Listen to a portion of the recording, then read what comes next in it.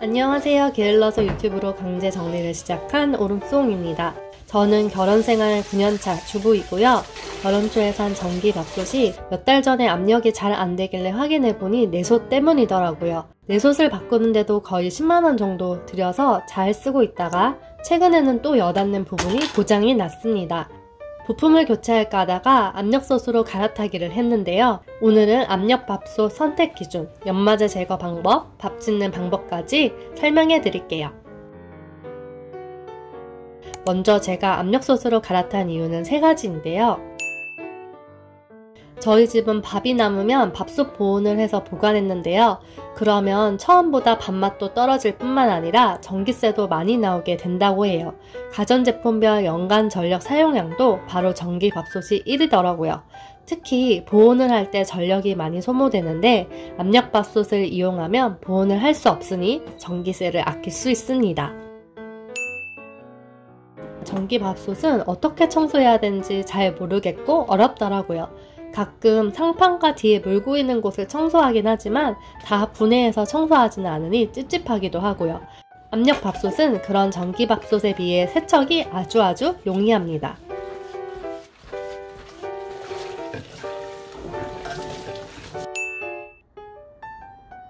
그리고 전기밥솥보다 압력밥솥이 훨씬 더 공간 차지를 적게 하는데요. 기존 사용하던 전기밥솥과 이번에 구입한 압력밥솥 모두 다 6인용인데 압력밥솥이 훨씬 작죠? 전기밥솥만 두던 공간에 자주 사용하는 다른 전자제품도 같이 둘 수 있을 것 같아요. 자, 그럼 압력솥으로 갈아타기를 결정했다면 어떤 것을 사야 할까요? 제가 산 압력솥은 풍년 압력솥이고요. 압력솥 가격도 천차만별인데 10만원 이내의 가성비 좋은 제품으로 골라봤습니다. 압력솥을 고를 때는 크게 2가지를 기준으로 선택하면 되는데요. 바로 구조와 크기입니다. 먼저 몇 겹으로 이루어진 압력솥을 할 것인가 구조를 보셔야 하는데요. 보통 압력솥의 구조에 따라 바닥 3중, 통 3중, 통 5중으로 구분이 됩니다. 여러 겹일수록 열 전도율이 높고 조리 시간이 빨라지는데요. 통 5중이 가장 성능이 좋지만 씻기에 무겁고 통 3중으로 충분하다는 의견이 많아서 저는 통 3중으로 선택했습니다. 그리고 크기는 저희는 3인 가족이고 손님이 자주 오는 편이지만 전기밥솥 6인용을 사용해도 부족함이 없어서 압력솥도 6인용을 선택했습니다. 스테인리스 모든 제품은 연마제 제거를 해야 하는데요. 새로 산 압력솥도 사용 전 연마제를 제거해 주셔야 합니다. 스테인리스는 거친 표면에 광택을 내기 위한 공정을 거치는데 이때 연마제가 사용됩니다. 연마제는 발암 물질이 있다고 하니 꼭 제거해 주세요. 연마제를 완벽하게 제거하기 위해 저는 4단계를 거쳤는데요. 키친타올에 식용유를 묻힌 후 꼼꼼하게 압력솥을 닦아주세요. 식용유는 연마제를 녹이는 역할을 하는데요. 꼼꼼하게 닦아보겠습니다. 굴곡이 져서 여러 공정 과정을 더 거친 뚜껑이 연마제가 더 많이 묻어나오네요.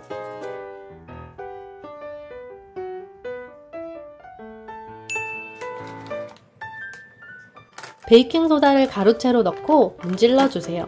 베이킹소다는 연마제 흡착 성분이 있는데요. 녹이지 않고 가루채로 구석구석 문질러서 남은 연마제를 흡착시켜주세요. 저는 생각 없이 식탁에서 했더니 일할 거리가 산더미네요. 싱크대에서 하시는 걸 추천드립니다. 다음은 주방세제로 압력솥에 묻은 식용유와 베이킹소다를 깨끗하게 세척해주세요. 남은 연마제 찌꺼기들을 싹 씻어보겠습니다. 그리고 마지막 단계, 구연산 1스푼을 넣고 팔팔 끓여 소독해주세요. 구연산이 없다면 식초로 해주셔도 됩니다. 자, 이제 준비는 끝났고 밥짓기에 돌입해 보겠습니다. 참고로 저는 전기밥솥으로 밥을 지어온 압력솥 왕초보로 유튜브와 구글 검색을 통해 최상의 방법을 찾아 시도하고 있음을 알려드립니다. 지금까지 전기밥솥은 대충 감으로 밥을 지었는데요. 압력솥은 처음이니 쌀과 물 1:1 비율을 위해 계량컵으로 정확하게 넣어보겠습니다. 쌀은 살살 문질러서 3회에서 4회 정도 씻어줍니다. 쌀을 넣은 계량컵으로 넣은 수만큼 물을 넣어보겠습니다. 흰쌀밥은 불리지 않고 바로 밥을 지어도 괜찮고요. 잡곡밥은 불려주면 좋은데요. 단 쌀을 불릴 때 30분이 넘지 않도록 해주세요. 오래 불리면 밥에 쌀겨 냄새가 섞일 수 있다고 합니다. 자, 가장 중요한 단계인데요. 김이 빠지지 않게 뚜껑에 고무 패킹을 정확하게 끼워주세요. 고무 패킹이 잘못됐을 경우 김이 빠지게 되어 밥이 설익게 되는데요. 뚜껑에 추도 잘 끼웠는지 한 번 더 점검해주세요. 자, 이제 밥을 안쳐보겠습니다. 가장 센 불로 시작해주세요. 달그락달그락 신호추 소리가 크게 나면 중약불에서 3분 정도 뜸을 들이면 되는데요. 밥 짓는 양과 집집마다 불 세기에 따라 다르겠지만 저는 달그락 소리가 날 때까지 4분 정도 걸렸습니다. 압력 표시 봐도 최대로 솟은 것 보이시죠? 그럼 알람으로 3분을 맞춰주세요. 추소리가 점점 잠잠해지기 시작하는데요. 3분이 지났으면 불을 끄고 압력 표시바가 내려갈 때까지 기다려 볼게요.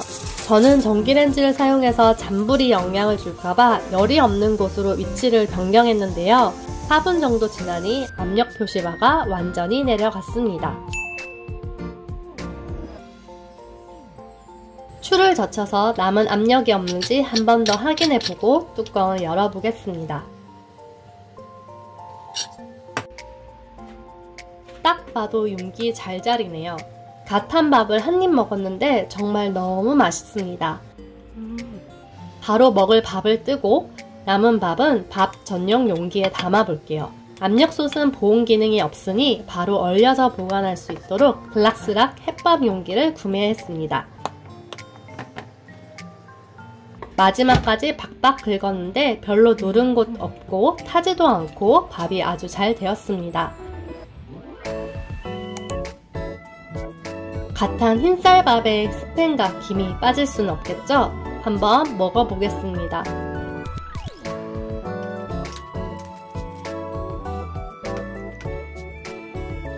너무 맛있어서 순삭이네요. 보통 혼자 있는 점심은 집에 남은 밥을 대충 먹었는데요. 유튜브 촬영 때문이지만 오로지 나를 위해 이렇게 밥을 지어 먹은 적은 처음인 것 같아요.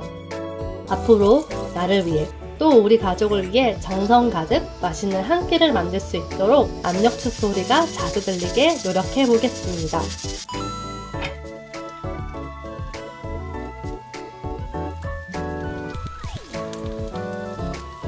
오늘도 끝까지 시청해주셔서 감사합니다.